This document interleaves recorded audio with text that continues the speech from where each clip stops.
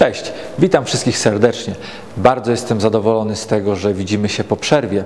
Mam nadzieję, że wielu z Was wykorzystało tą przerwę na solidny trening i będziemy mogli z czasem być coraz lepszymi zawodnikami. Dzisiaj w programie natomiast opowiemy sobie i omówimy aspekt kredy, ponieważ wielu z Was, nie tylko snookerzystów, jak i zawodników, którzy grają w pula, używają tej kredy i tak naprawdę nie wiedzą do końca, z czym to się je. Dzisiaj sobie to omówimy i zrobimy test dwóch najpopularniejszych kred używanych w snookerze.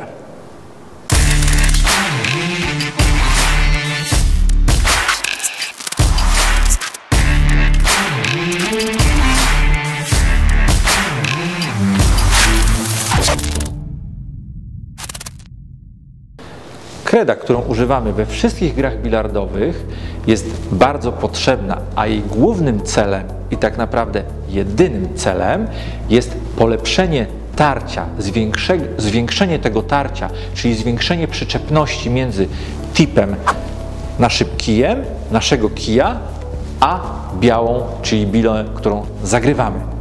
Kredy używamy wówczas, kiedy chcemy nadać rotację. Top spin, back spin, lewy side lub prawy side i w tym wypadku kreda jest nam bardzo potrzebna. Natomiast jeżeli gramy w środek, to tej kredy tak naprawdę w ogóle nie potrzebujemy. Zobaczcie, jeżeli chcę zagrać w centralny punkt na białej, to w ogóle nie potrzebuję kredy. Ściągam ją totalnie, żeby nie było w ogóle na moim tipie kredy.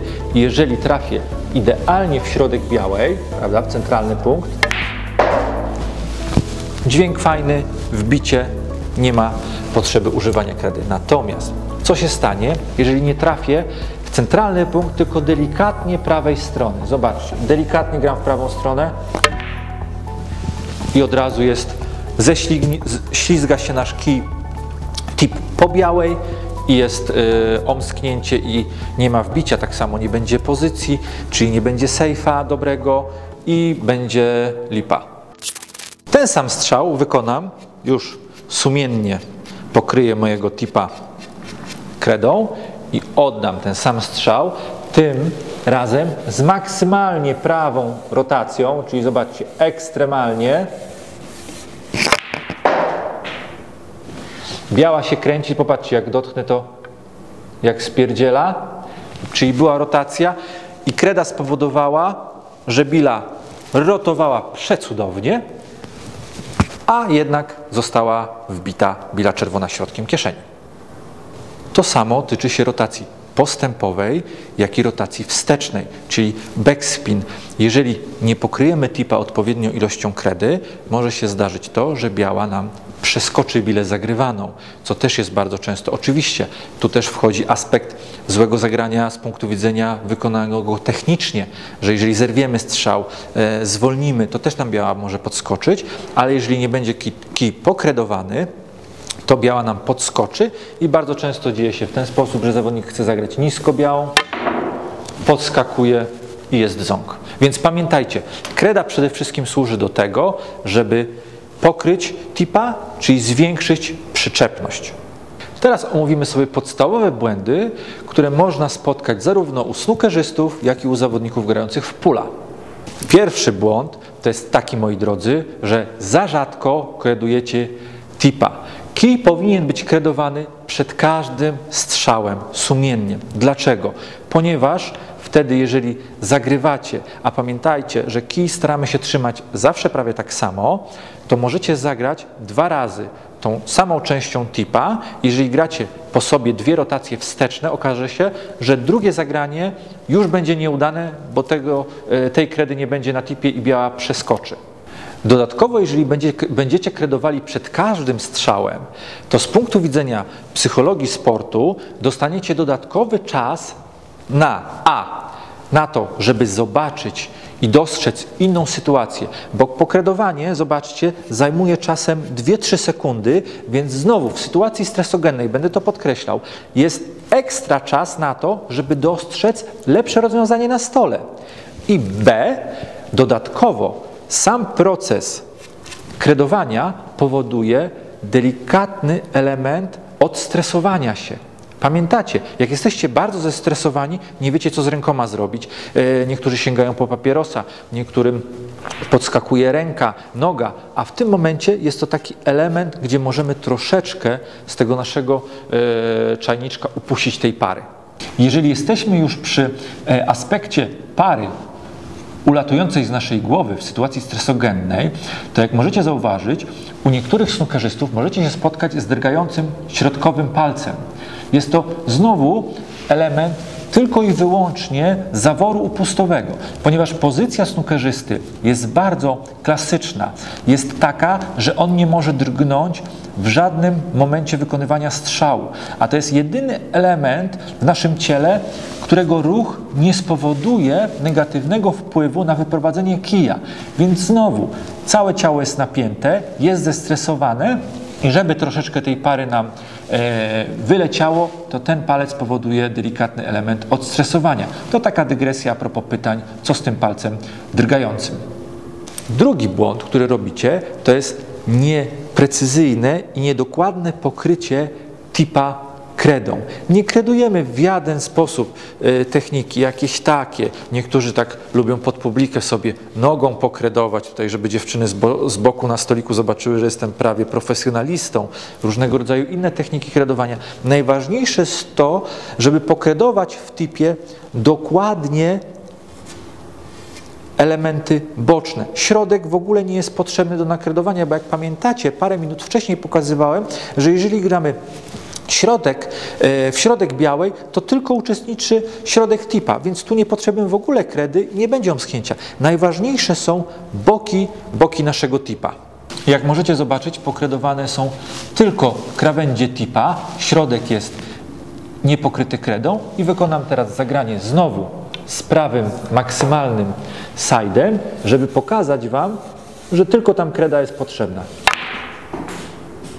Następnym elementem, który jest źle wykonywany, to samo umiejscowienie kija pod kredowanie.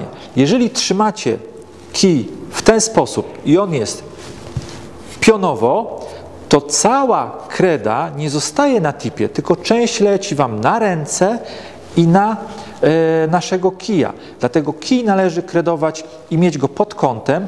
Wtedy resztki tej kredy będą leciały na ziemię, a nie na nasze dłonie. Dlaczego? Bo w czasie gry ręka nam się poci i na kiju osiada ta kreda i na naszej ręce i robi się maziaja i ten kij w ogóle nie chce chodzić.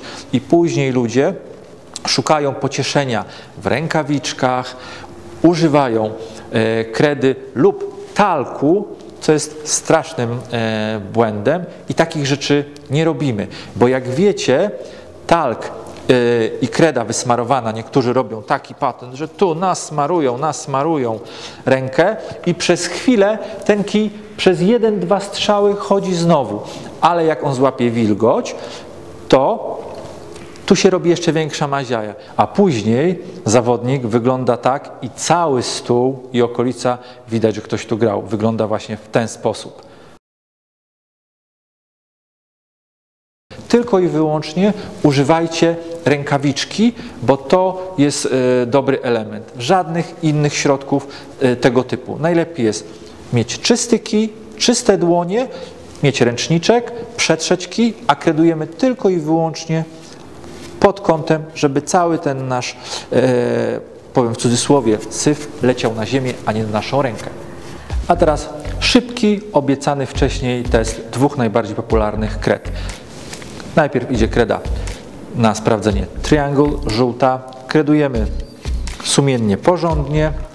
Co będziemy robić? Wbijamy bilę czerwoną z prawie maksymalnie rotacją wsteczną, czyli gramy bardzo nisko na bili białej i zobaczymy, ile razy jestem w stanie zagrać tą częścią samą tipa lub zbliżoną, bo za każdym razem trzymam kij, staram się trzymać w tym samym miejscu. W grach pól bilardowych zawodnicy do pula potrafią grać różnymi częściami, natomiast w snookerze zazwyczaj gra się cały czas tą samą częścią tipa rotację wsteczną, więc jedziemy. Pierwsze zagranie poniżej środka.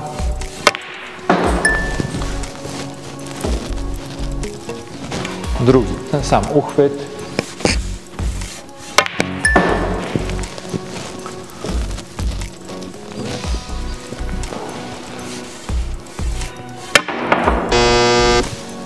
I już jak zauważyliście, zabrakło tej kredy na trzecie zagranie.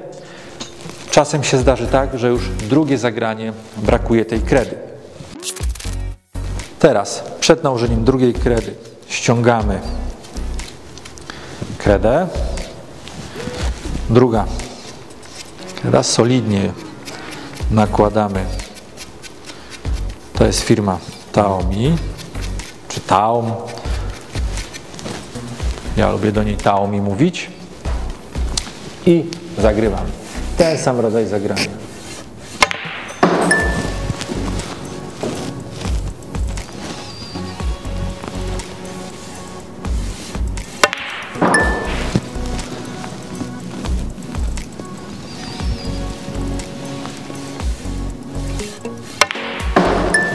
Już mamy 3.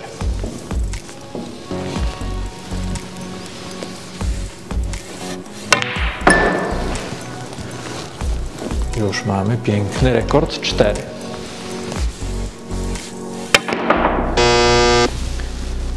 Cztery zagrania kredą Taom. Podsumowując ten mały eksperyment, wykonałem go oczywiście paręnaście razy i średnia z kredy Triangle wychodzi, że 2 razy jestem w stanie to zagrać. Czasem zdarzyło się zagrać 3. raz rotację wsteczną, ale 2 musimy przyjąć jako pewnik, jest to wykonalne. Natomiast używając kredy Taomi, średnia wyszła 4 razy. Za 5. zawsze podskakuje. Natomiast nie usprawiedliwia nas to, żebyśmy nie kredowali. Z założenia musimy kredować jak najczęściej. Jeżeli nam się zapomni w stresie, w ferworze walki, to wtedy ta Taomi troszeczkę nas ratuje. Ale pamiętajcie, kredowanie jest bardzo istotnym aspektem gry w snookera. Dodatkowo należy zaznaczyć, że kreda Triangle zostawia bardzo dużo po sobie na suknię, natomiast kreda Taom nie zostawia takich znaków. Jest to dodatkowy plus. Ja oczywiście w momencie treningu uważam, że lepsza jest kreda Triangle. Dlaczego? Bo jeżeli nie trafię jakiejś bili, to jestem w stanie bardzo precyzyjnie odtworzyć sytuację, natomiast Taom nie zostawia w ogóle kredy i jest to delikatnie utrudnione. Ale to jest taki inny aspekt. Ale jeżeli chodzi o dbanie o czystość stołu, to ewidentnie Triangle przegrywa.